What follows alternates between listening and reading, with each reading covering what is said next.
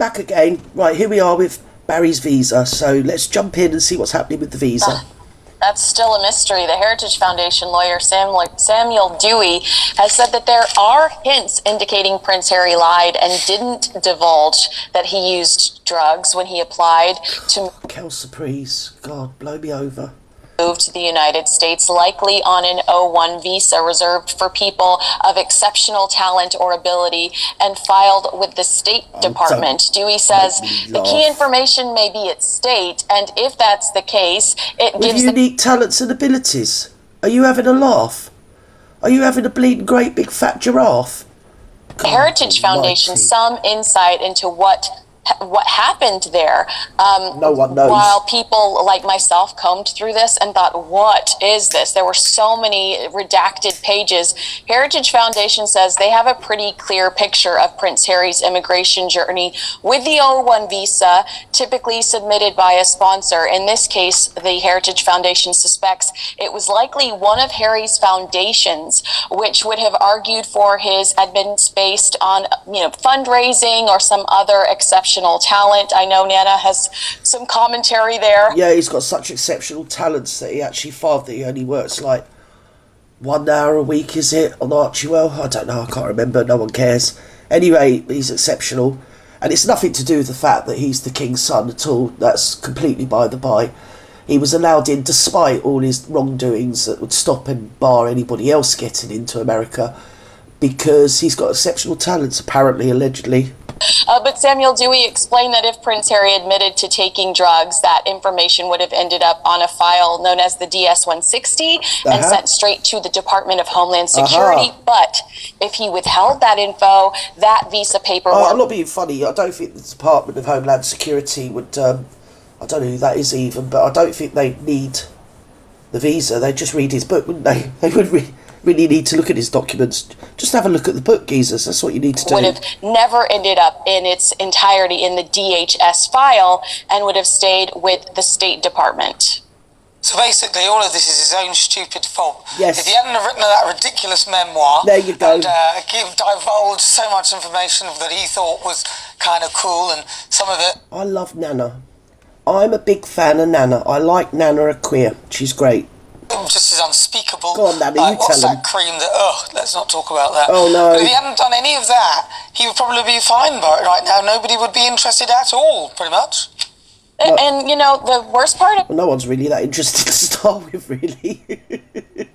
I know, the visa, because of that, but not in a good way. They're interested, but not in the way he'd like them to be. This is not over, because the Heritage Foundation claims the hearing transcripts and statements filed on Tuesday are proof of DHS and State Department officials withholding information from the Heritage Foundation, as well as from DC U.S. District Judge Carl Nichols. I spoke to an attorney who has sat in the courtrooms through some of these hearings and spoken to the parties involved, and he believes that Heritage will appeal, and this document gives them enough ammunition to properly argue their case going forward. Well, there you go.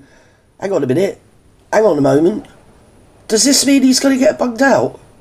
Does that mean he's going to get deported?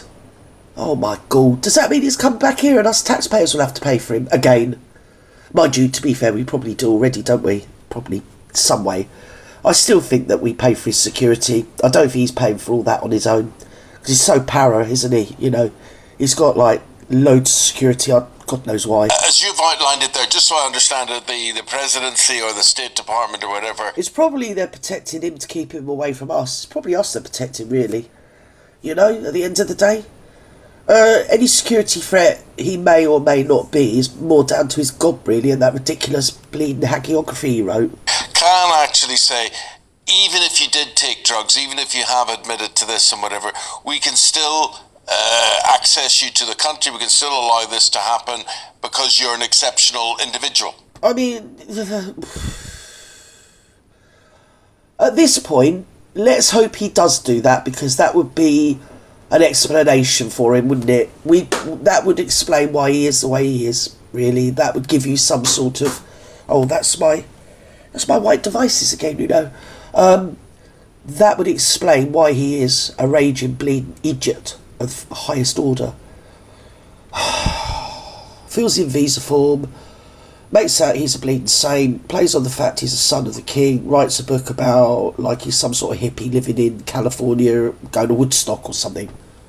Come on. I think that if he is an exceptional individual, I don't think that means he's still allowed to take drugs. Well, I think he is an exceptional individual, but not in the way he'd like us to think of him. Yeah, he's exceptionally something that I'm not going to say, darlings. And yeah, he's a wrong one. There would be some special treatment involved there if that were the case.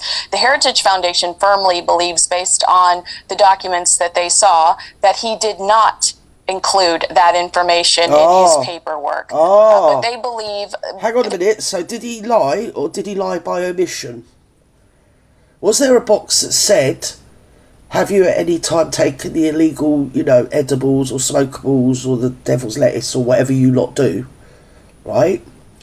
Was there a little box that you tick? Because if he ticked the box no, when he should have ticked the box yes, then that's a lie. But if he wasn't outright asked, but chose not to say, then that's kind of lying by omission, because they would have made him aware of their laws, surely, before he wrote the paperwork. Knowing him, he got some flunky to do it. Well, actually, probably not. I expect Meghan did it. There's real protection surrounding how he entered the country, and they believe that it's through the O1 visa, which would mean Prince Harry was special in some way, and that's why he... I'm not being funny, Kinsey, but no, there's not a person on the planet that thinks he walked in through the bleeding border of Mexico. We obviously know he got in somehow, and he got in dodgy. He did. He got in. Look, let's have it right. Let's cut through the bleeding hay. He got in because he's King Charles's son, and that is the end of it. Probably Charles rang them and said, please take him, just get him away. I mean, I don't know what else to do with him, because if he'd have gone to Africa, we'd have probably have to pay the whole GDP of the nation that he stays in, wouldn't we, with him? We'd be responsible for the whole country if he was staying. Where is he? He wants to go Botswana? Oh yeah, that would be it, wouldn't it? We'd be paying for the whole bleeding lot of them. Would gain access. Interested. Are you disappointed by what hasn't been revealed? No, because we don't. You know what, anyway. Prince Harry keeps me busy. These highlights... Keeps you busy. Keeps you fed as well, love. Are expensive, so if Prince Harry wants to continue to act the fool, God love him. And what about Meghan and her green pancakes? Green waffles. Somebody said, the lady who was here earlier on, she said... Yeah, did you see that? Oh my God, don't. Green and blue are the two colours that don't ever really go over in an edible sense when it's like artificial. I mean, not if it's like a salad or a vegetable, but like a green pancake or a blue pancake, if you think of it. I mean, a raspberry one, that would be red, or strawberry one, yeah, that's okay. Blueberry one, fine. But a green one? What did you put in it to make it green? Answers on the stamp. That it's clear from the way the waffle appeared that actually it hadn't been made. The thing hadn't been made in a waffle maker at all, and that Meghan is again, bought it. Not really. She didn't really do all that. She didn't really do anything. I mean, can you believe that was headline news over here? All the major blogs that they are... Well, yeah, because that's the intention. That is the whole thing about the infamy of the Markle debacle, isn't it? Because all the relevant things that should be in the news, if you geopolitically take a quick scan around the world, like this, I'm not going to say too much, but there's certain things that have happened in Britain that I know's happened because it's come up on my feed, but it's not being reported either by MSM and, funnily enough, social media news outlets.